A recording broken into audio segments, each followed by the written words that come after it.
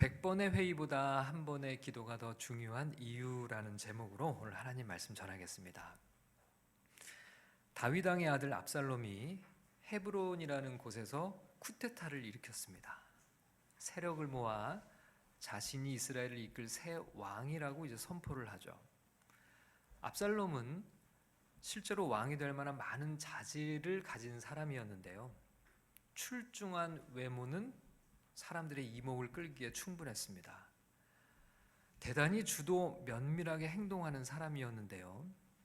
자신의 여동생 다말이 이복 형제인 암논에게 강간을 당하자 2년을 철저하게 준비해서 피해 복수를 하죠.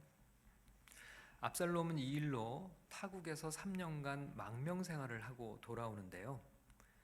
예루살렘에 돌아왔지만 아버지 다윗이 2년이 지나도록 이 아들을 만나주질 않아요. 그러자 군사령관 요압을 압박해서 다윗을 만날 수 있도록 주선하게 합니다.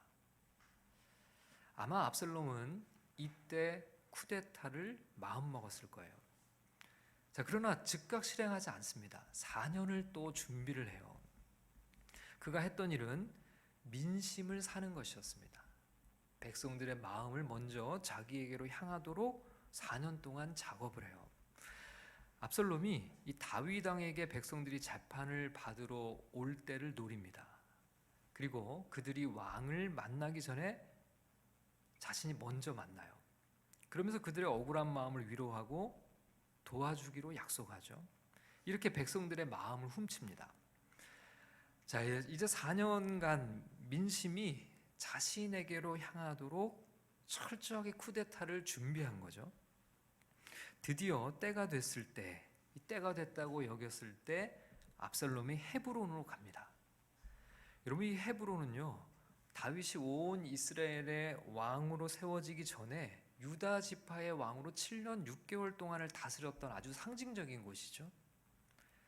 압살롬이 바로 이곳, 아버지가 왕으로 제일 먼저 세워졌던 이 헤브론으로 가서 자신을 이스라엘의 새 왕으로 선포를 해요.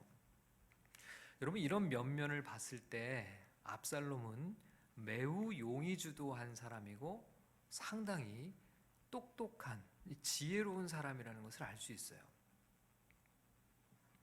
압살롬이 헤브론에서 스스로 자신이 왕으로 선포했다는 소식이 이스라엘의 수도 예루살렘에 들려왔습니다.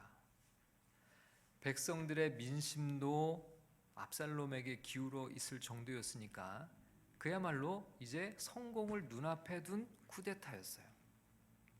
다수의 세력들이 압살롬에게 동조하고 있다는 이 소식은 다윗에게 위기의식을 불러일으켰습니다. 다윗 왕은 매우 급히 예루살렘을 빠져나가기로 결정합니다. 다윗 왕이 수도 성을 버리고 도망을 가버렸으니 압살롬은 너무 쉽게 예루살렘에 무혈 입성할 수 있었어요. 자, 이제 딱 한 사람만 제거하면 이 쿠데타가 완성이 됩니다. 자, 누구를 제거하면 될까요? 다윗이죠. 다윗을 죽이기 위한 작전 회의가 예루살렘에서 열렸습니다. 자, 이 회의에는 이스라엘 최고의 전략가인 아히도벨이라는 사람이 참석을 했는데요. 최고의 전략가답게 다윗을 제거하기 위한 작전 계획을 제안합니다. 자, 그게 이제 오늘 우리가 읽은 1절 본문 1절의 말씀인데요. 1절을 다 같이 읽어보겠습니다. 시작. 아히도벨이 또 압살롬에게 이르되 이제 내가 사람 12,000명을 택하게 하소서. 오늘 밤에 내가 일어나서 다윗의 뒤를 추적하여. 자, 2절까지 읽겠습니다. 시작. 그가 고나고 힘이 빠졌을 때 기습하여 그를 무섭게 하면 그와 함께 있는 모든 백성이 도망하리니 내가 다윗 왕만 쳐 죽이고. 아히도벨은 다윗 왕 제거 작전의 시점을 언제로 하냐면 오늘 밤으로 제안해요. 오늘 밤. 다윗 왕이 급히 도망가느라 매우 지쳐 있고 반격할 준비가 갖추어져 있지 않은 그 틈을 타서 오늘 밤이야말로 기습작전을 실행하기에 가장 좋은 기회라고 그렇게 제안을 합니다. 무방비 상태에서 기습 공격을 당하면 백성들이 다 두려워서 도망가기 급급할 텐데 이때 다윗 왕만 쳐 죽이면 된다는 겁니다. 더군다나 아히도벨은 자신이 이 작전을 직접 실행하겠다고 하는데요. 자신이 군사를 이끌고 다윗을 추격해서 제거하겠다는 겁니다. 아히도벨은 이번 작전의 목표를 다윗 한 사람만 제거하는 것으로 국한시켜요. 다윗 왕만 죽이면 남은 백성들은 더 이상 저항하지 못하고 돌아올 것이니 백성들의 피해를 최소화하면서 이 쿠데타를 통해 오히려 민심을 얻을 수 있는 기회가 될 거라는 겁니다. 자, 3절 말씀을 같이 읽겠습니다. 시작.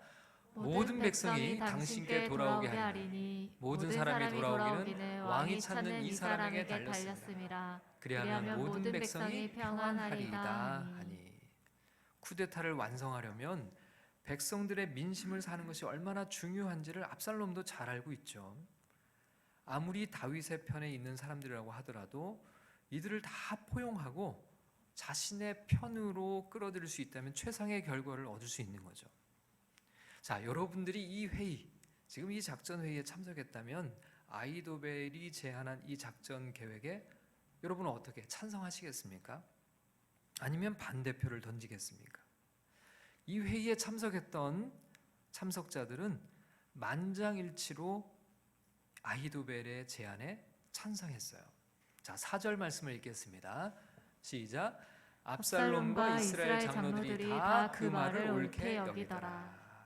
자, 그런데 바로 이어서 한 번의 또 다른 작전 회의가 열립니다. 용의 주도적인 그런 성격이었던 압살롬은 또 다른 전략가 후세를 불러서 아히도벨의 작전 계획을 검토하는 회의를 열어요.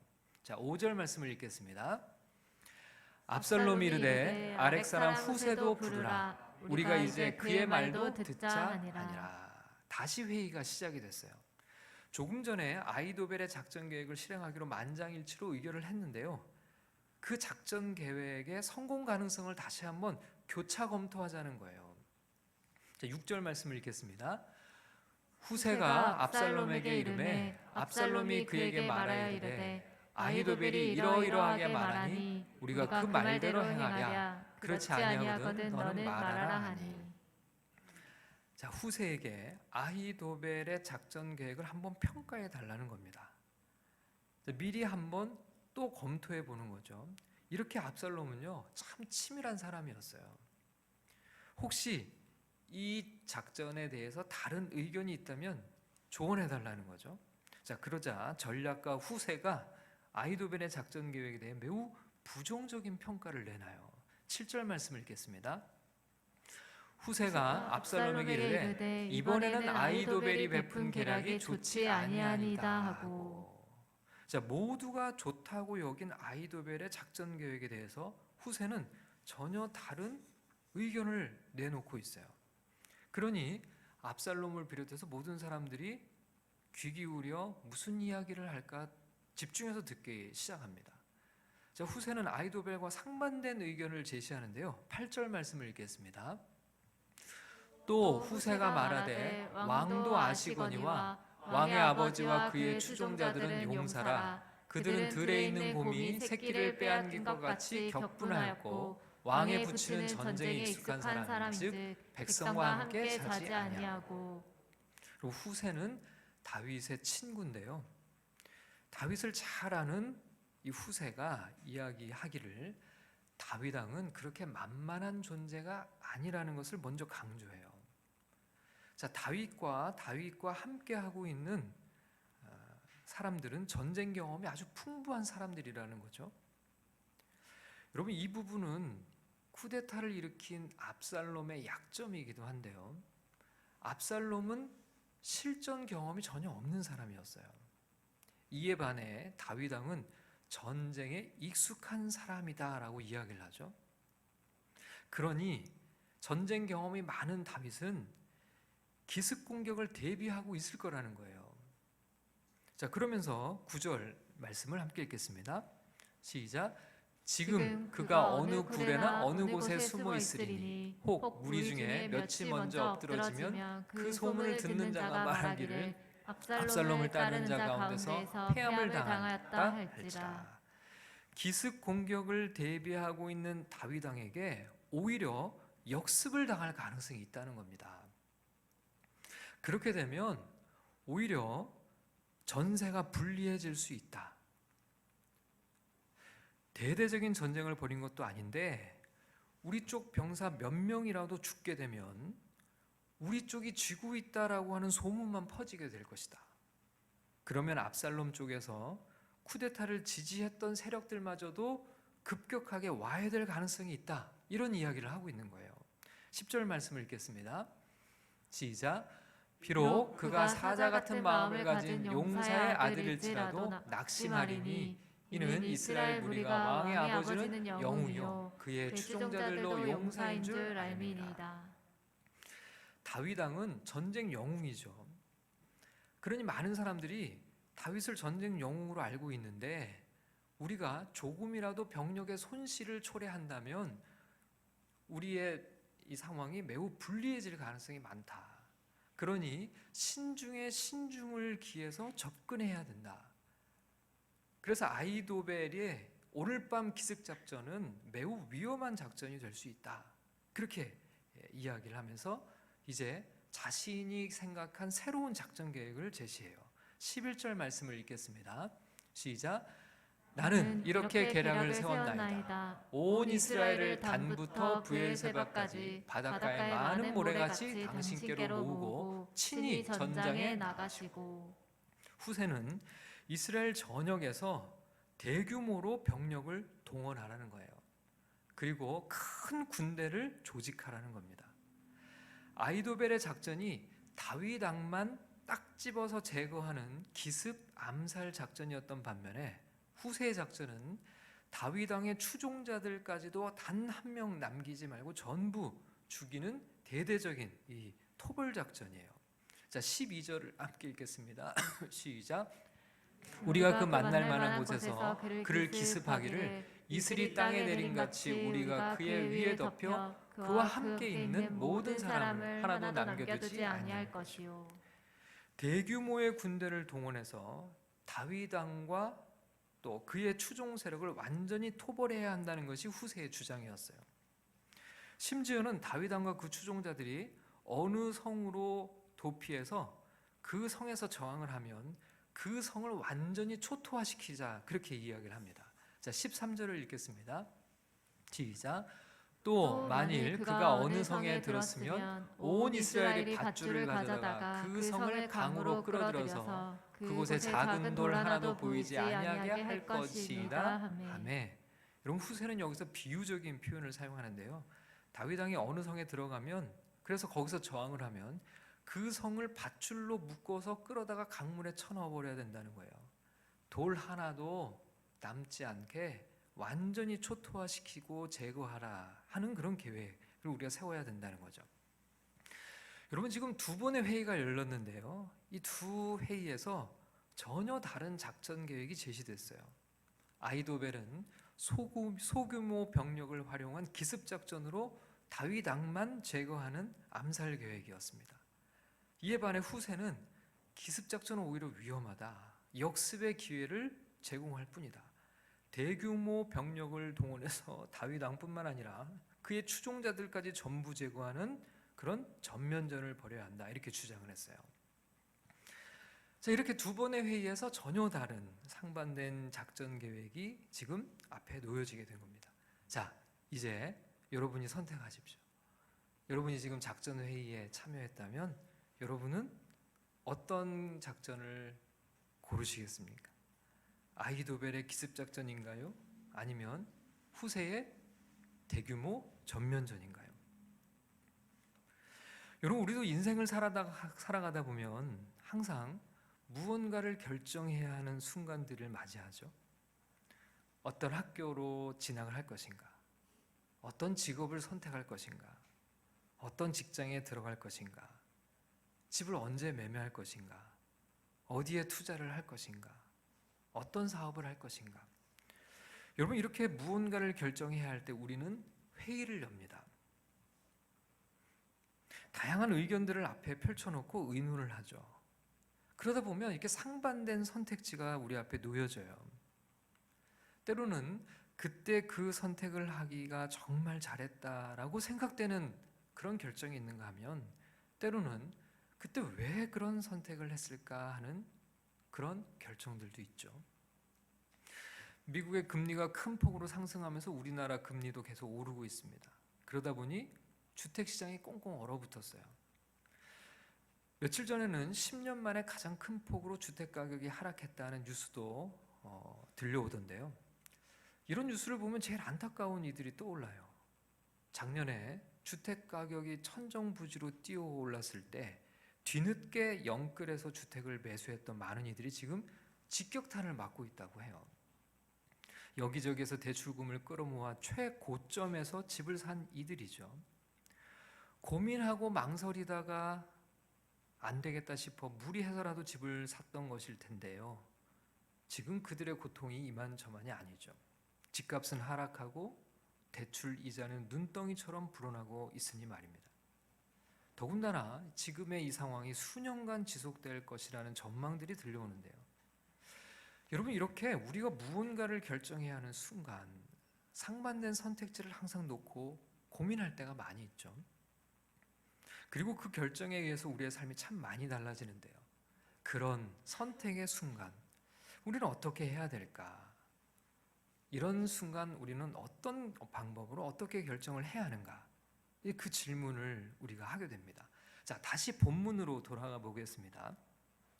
압살롬은 두 번의 회의를 통해서 아히도벨의 기습작전과 후세의 대규모 전면전이라는 두 가지 작전 계획을 받았어요. 자, 이제는 선택을 해야 됩니다. 압살롬이 무엇을 선택했을까요? 처음에 아히도벨의 작전 계획을 들었을 때 모든 장로들과 함께 만장일치로 그 계획을 찬성했었는데요. 자, 14절의 앞부분을 한번 읽어보겠습니다. 14절의 앞부분입니다. 시작. 압살롬과 온 이스라엘 사람들이 이르되 아렉사람 후세의 계략은 아히도벨의 계략보다 낫다 하니. 여러분, 회의에 참석한 사람들의 반응이 무엇이었어요? 누구의 계획이 낫다고요? 후세의 계획이 훨씬 낫다라고 하는 평가를 내렸어요. 그래서 기습작전이 아니라 대규모 전면전을 벌이기로 결정을 합니다. 자, 그런데 성경은 이 결정에 대해서 뭐라고 말씀을 할까요? 자, 14절 후반절을 읽어보겠습니다.